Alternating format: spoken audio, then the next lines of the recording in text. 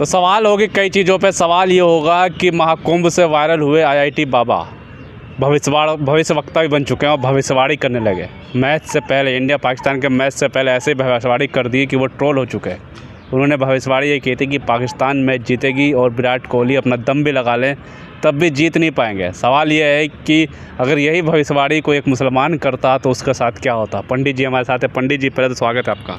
देखिए, इस तरह से ढोंगी पाखंडी साधु संतों से आप लोग को, हम देशवासियों को सावधान रहने की आवश्यकता है। ये कल देश विरोधी भविष्यवाणी कर रहा था। ये न भविष्यवक्ता है, ये दिमागी रूप से पैदल है, दिमागी रूप से बीमार है। और ऐसे साधुओं से देशवासियों को सावधान रहने की आवश्यकता इसलिए है कि आसाराम भी इस तरह की भविष्यवाणियाँ करता था और तमाम इस तरह के कथावाचक में भविष्यवाणियाँ करते हैं। राम रहीम है, ये सब देश की जनता को धर्म के नाम पे गुमराह करके ये अपनी तिजोरी भरते हैं। बाकी न इनको ईश्वर से कुछ लेना देना है, न देश से लेना देना है, न देशवासियों से कुछ लेना देना है, न सनातन धर्म से इनको कुछ लेना देना है। किसी भी धर्म के लोग हों, इस तरह से पाखंड और प्रोपेगेंडा अगर कर रहे हैं तो इनसे सावधान रहिए। कोई शक्ति और नहीं इनके पास, क्योंकि जब से कुंभ स्टार्ट हुआ तब से वहीं बैठे हैं कुंभ में। कहीं कोई शक्ति नहीं है। ये गजेड़ी है, भंगेड़ी है, इसमें किया है। ITN बाबा के नाम पे कलंक है। कहीं इसको रोजगार नहीं मिला। इसके गांव से सूचनाएं जहां का रहने वाला है, कौन सिंह है इसका नाम। गांव वाले कह रहे हैं कि गांव का आवारा व्यक्ति था, काम धाम करता नहीं था, काम चोर था, इसलिए भगवा पहन करके ये साधु बन गया है। और जनता को मूर्ख बनाने का इससे बेहतरीन धंधा और कुछ हो ही नहीं सकता। इसलिए मैं देशवासियों से कहूँगा, सावधान रहिए। कल इसकी भविष्यवाणी और गधे की बात दोनों बराबर होती है। ये मुंह से बार बार करना है।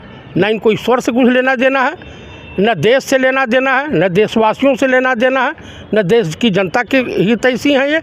ये सिर्फ अपना काम बढ़ता भाड़ में जाए जनता। सवाल ये उठता है कि मीडिया ने खूब चर्चा किया कि ये भविष्यवाणी की IITN बाबा ने। अगर यही कोई भविष्यवाणी या गलती से मुंह से किसी मुसलमान के मुंह से ये निकल जाता कि पाकिस्तान जीत जाएगी, फिर क्या होता। यही RSS और BJP की ट्रोल आर्मी उस व्यक्ति का जीना हराम कर देती। अच्छा हुआ कि मुस्लिम समाज को दूर रखा गया कुंभ के मेले से।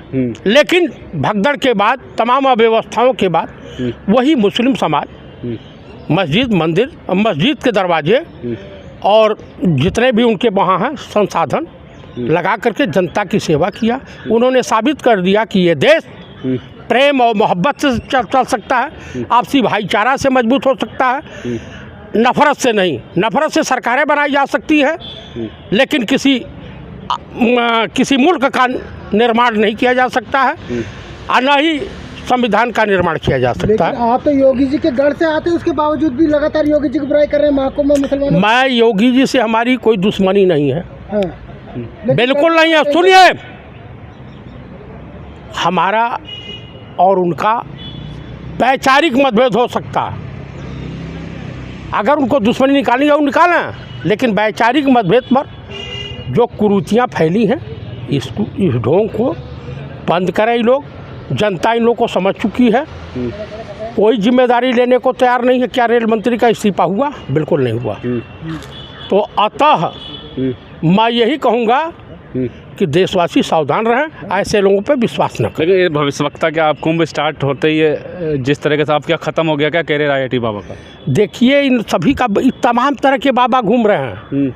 किसी की दुकान चली, किसी की नहीं चली, तो दुकान की गच्छ हो गई। अब ये रास्ता अपनाए। एक चैलेंज दे रहे हैं, एक विशाल दंदनानी सिंगर, वो कह रहे हैं योगी जी पानी पी के दिखा दें गंगा का। अब कह रहे होंगे तो इनको जाके पीना चाहिए। पीता क्यों नहीं जाकर? दिखाना नहीं होगा जी, बिल्कुल साफ पानी है। अरे बस जाके पानी पिए, दिखावे कि मैं पी रहा हूँ। ये सब देखिए, अब दिखाएंगे गंगा का पानी अजूरी मोहा ले करके। हम भी आएंगे, सभी लोग आएंगे और उन्हीं के सामने पिए पानी। भाई गंगा पूरी है ना। चला, धर्म विरोधी हो चुके आप लोग, बदनाम कर रहे हैं कुंभ को। भैया, आगरा UP में है ना, मथुरा UP में है ना, या जमुना जी इसी का पानी पी के दिखावे।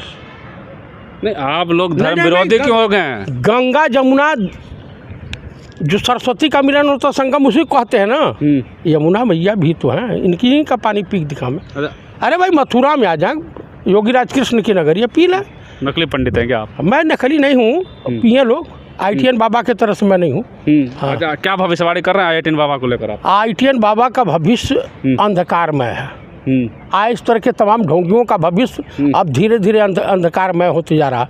अब ये साधु महात्मा कोई असली भी होगा, ओरिजिनल भी होगा, उससे भी जनता दूरी बनाना शुरू कर देगी। अच्छा, आप कहते हैं मैं ब्राह्मण हूँ, 144 साल बाद कुंभ आया है, इतनी बुराई क्यों करते हैं कुंभ की आप? मैं ये बता रहा हूँ कि 144 साल बाद कुंभ कैसे आप कह सकते हैं।